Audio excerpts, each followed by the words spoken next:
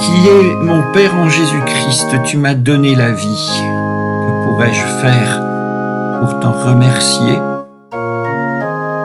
M'attacher à toi, si je le peux. Suivre ta route, si je le peux. Et voilà, je ne sais pas où je vais, je ne vois pas la route devant moi. Je ne peux pas prévoir avec certitude où elle doit aboutir, et je ne me connais pas vraiment moi-même. J'espère et je crois cependant que mon désir de te plaire te plaît. J'espère avoir ce désir au cœur en tout ce que je fais. Et je crois que cela me conduira sur la bonne route, même si je ne la connais pas moi-même. Je te ferai donc confiance. Tu es toujours avec moi et je ne suis pas seul. Amen. Un très court texte aujourd'hui, parmi ceux que nous propose le lectionnaire. Ce sera le seul pour cette méditation.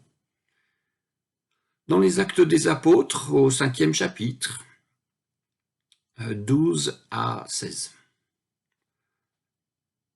Beaucoup de signes et de prodiges s'accomplissaient dans le peuple par la main des apôtres. Ils se tenaient tous unanimes sous le portique de Salomon, mais personne d'autre n'osait s'agréger à eux.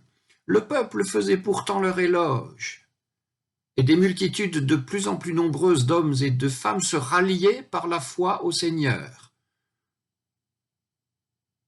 On en venait à sortir les malades dans les rues, on les plaçait sur des lits ou des civières, afin que Pierre, au passage, touche au moins l'un ou l'autre de son nombre. La multitude accourait aussi des localités voisines de Jérusalem, portant des malades et des gens que tourmentaient des esprits impurs, et tous étaient guéris. Un court extrait, vous disais-je. Nous méditons sur ce court extrait. Mais ce court extrait est si court que nous allons faire appel à notre mémoire. Mais je vais vous aider. Souvenons-nous, souvenez-vous. Au commencement des Actes des Apôtres, il y a les disciples de Jésus. Il y a Jésus ressuscité qui promet à ses disciples qu'une force viendra bientôt sur eux, une force avec laquelle ils deviendront témoins de l'Évangile, d'abord à Jérusalem, puis dans le reste d'Israël, puis à Rome, puis dans le monde entier, jusqu'aux extrémités de la terre. Le propos du livre des Actes des Apôtres est donc, si on le prend simplement ainsi, de rapporter ce qu'on peut appeler la première évangélisation du monde romain. Pourquoi du monde romain? C'est ainsi, à l'est de l'Empire romain, il y avait un autre empire dont on parle très peu, l'Empire parthe. Mais dans la Bible, nous n'avons pas de récit d'une première évangélisation de l'Empire parthe. Elle a bien dû avoir lieu, mais nous ne savons pas trop. 50 jours après Pâques, c'est Pentecôte, fête juive, on l'appelle Shavuot, 7 fois le Shabbat, plus un jour. C'est une fête du début de la moisson, c'est une fête du don de la loi aussi. Et c'est l'un des 3 pèlerinages annuels au temple qui amène un monde considérable dans la ville. Et c'est ce jour-là que s'accomplit la promesse faite par Jésus. L'Esprit descend. Ceux qui le reçoivent se mettent à parler des langues et autres idiomes qu'ils n'ont jamais appris, mais que comprennent les étrangers. L'Esprit descend. Mais Mais sur qui l'Esprit descend-il? Nous pensons d'habitude à tout un groupe constitué, un grand groupe assez grand, constitué des apôtres et d'autres gens, hommes et femmes, qui les accompagnaient, ainsi que Jésus, depuis plus ou moins longtemps, voire depuis le commencement. Mais, en lisant, nous voyons que ceux qui reçoivent l'Esprit sont des « ils » ou des « eux », pronoms neutres, et nous pouvons tout à fait attacher le don de l'Esprit ainsi aux seuls apôtres, évoqués d'ailleurs eux seuls juste avant et juste après l'événement de Pentecôte. Sur qui donc l'Esprit descend-il à cette étape? N'y aurait-il pas là, mal dissimulé, une sorte de privilège apostolique? Nous laissons cela de côté. Mais la question est sérieuse. Faisons retour au récit. Suite à ce tumulte, vous vous en souvenez, Pierre prend la parole et donne un beau discours qui est en fait un beau catéchisme à la suite duquel 3000 personnes se convertissent et reçoivent le baptême et rejoignent les rangs des apôtres. Quant aux apôtres eux-mêmes, ayant reçu l'Esprit Saint, ils se rangent, pour l'heure, silencieusement semble-t-il, derrière Pierre. Il y a ici un étonnement que nous pouvons partager. C'est que certains fragments des actes mettent en scène Pierre seul, d'autres Pierre et Jean, avec préséance de Pierre comme il se doit, et d'autres les apôtres de manière collégiale. Et c'est donc pour le lecteur comme si l'unité et l'unanimité des apôtres et donc de l'Église n'allaient absolument pas de soi. C'est comme si la supériorité et la primauté de Pierre faisaient l'objet de discussions, voire de disputes. Nous reviendrons aussi là-dessus. Mais maintenant, pour l'instant, relisons Acte 5. Beaucoup de signes et de prodiges s'accomplissaient dans le peuple par la main des apôtres. Ils se tenaient tous, unanimes, sous le portique de Salomon. Mais personne d'autre n'osait s'agréger à eux. Le peuple faisait pourtant leur éloge. Et des multitudes de plus en plus nombreuses d'hommes et de femmes se ralliaient par la foi au Seigneur. De ces 3 versets que nous venons de lire, retenons ceci. Mais personne d'autre n'osait s'agréger à eux. Eux, ce sont les apôtres. Nous avons déjà parlé de la possible première communauté chrétienne et de ceux qui la composaient. Mais nous n'avons pas pris le temps de nous rappeler que, pour que cette communauté vive, tous les biens étaient mis en commun. Un engagement considérable.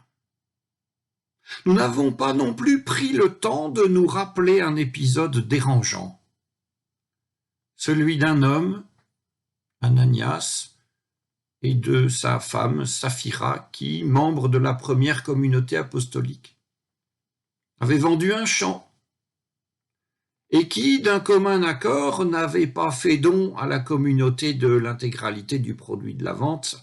Leur commun accord allait même jusqu'au fait de mentir. C'était ainsi.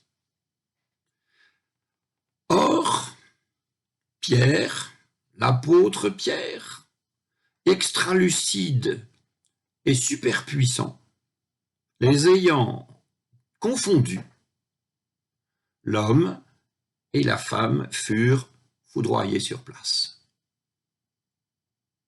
Et là, le lecteur s'inquiète. Car devenir membre de cette communauté s'avère être tout à coup extrêmement exigeant et extrêmement dangereux. Et c'est donc, tout comme nous avons lu et tout comme nous lisons encore, beaucoup de signes et de prodiges s'accomplissaient dans le peuple par la main des apôtres, mais personne d'autre n'osait s'agréger à eux. Le peuple faisait pourtant leur éloge, etc. Seriez-vous, sœurs et frères, devenus membres d'une communauté exigeant l'assiduité, l'unité, l'unanimité, la soumission, la pauvreté, et le tout sous peine de mort? Personne d'autre n'osait s'agréger à eux. On parle ici des apôtres, même si l'ombre de Pierre lui-même n'est pas loin, en tout cas. Ce qui est clair, c'est que les gens se détournent et que l'évangélisation apostolique est en panne. Ils se détournent. On se détourne des apôtres au profit manifestement d'un autre mode de vie communautaire. Ils se rassemblaient et se ralliaient par la foi au Seigneur, par la foi, et non par le catéchisme, ce qui signifie qu'ils avaient confiance dans le fait que quelque chose de bon pouvait leur arriver de la part du Seigneur, entendons miraculeusement, au passage de tel apôtre, surtout Pierre, mais que de l'enseignement des apôtres, ils ne voulaient pas, ils ne voulaient plus, tout comme ils ne voulaient pas de l'engagement des apôtres. Que devint alors l'évangélisation, les apôtres étant off, comme on dit? Il ne reste, nous l'avons suggéré, mais nous le dirons maintenant clairement, il ne reste que l'évangélisation de l'ombre de Pierre. On peut l'intituler ainsi. On sort les malades dans les rues, on les place sur des lits et des civières, en espérant que Pierre, passant par là, avec le bon ensoleillement et la bonne orientation et le bon passage, son ombre touche au moins l'un ou l'autre. Ça marche. La multitude accourait aussi des localités voisines de Jérusalem, emportant des malades et des gens que tourmentaient des esprits impurs, et tout ce petit monde était guéri.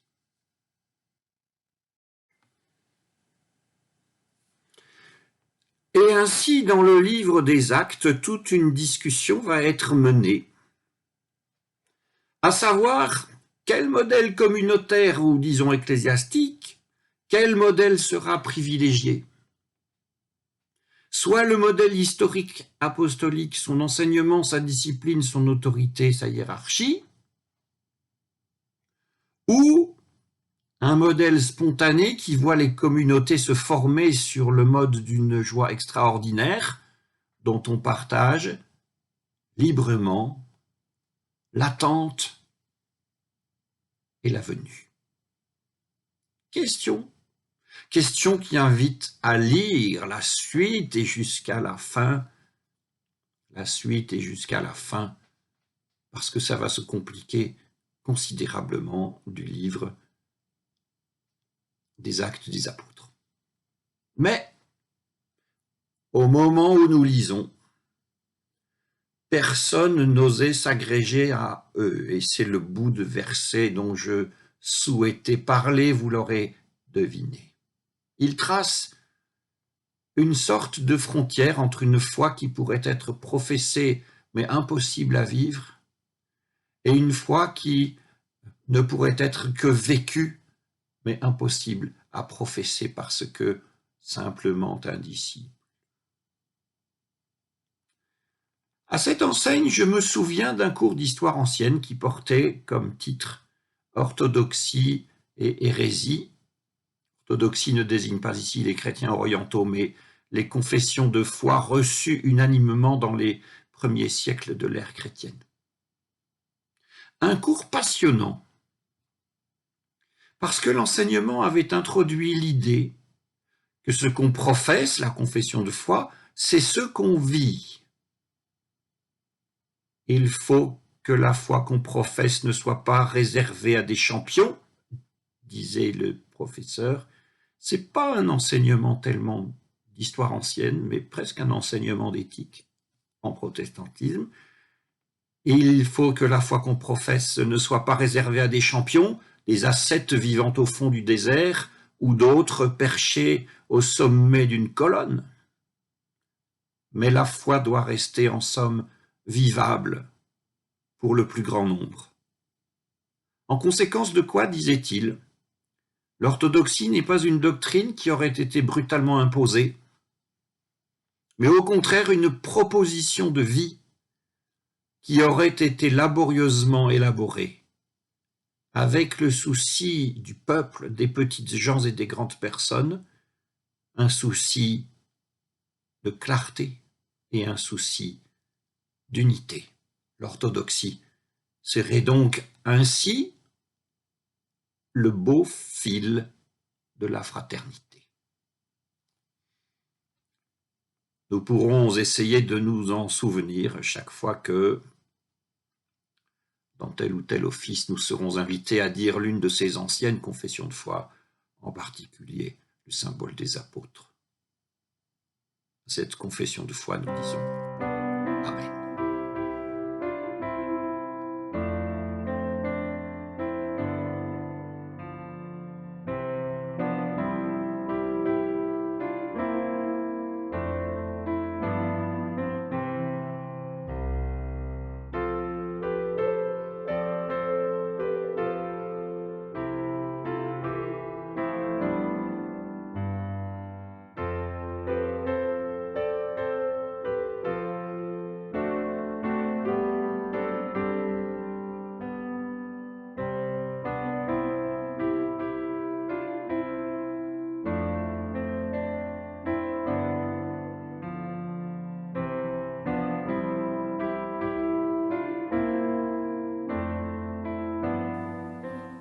Dans le monde entier, en ce dimanche, les croyants sont assemblés par l'Esprit Saint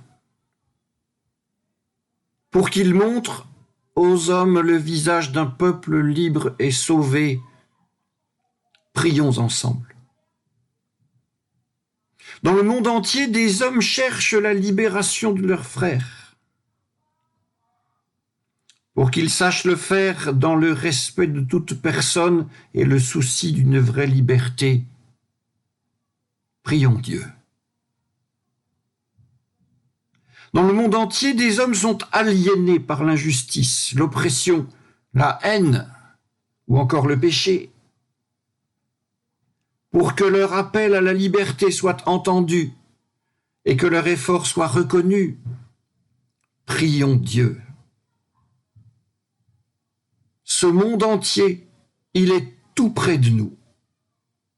Pour que nous sachions nous mettre au service de nos frères, de nos sœurs et de leur pleine liberté, prions Dieu. Prions Dieu et disons ensemble, Notre Père qui es aux cieux, que ton nom soit sanctifié, que ton règne vienne, que ta volonté soit faite sur la terre comme au ciel. Donne-nous aujourd'hui notre pain de ce jour. Pardonne-nous nos offenses comme nous pardonnons aussi à ceux qui nous ont offensés. Et ne nous laisse pas entrer en tentation, mais délivre-nous du mal. Car c'est à toi qu'appartiennent le règne, la puissance et la gloire pour les siècles des siècles. Amen.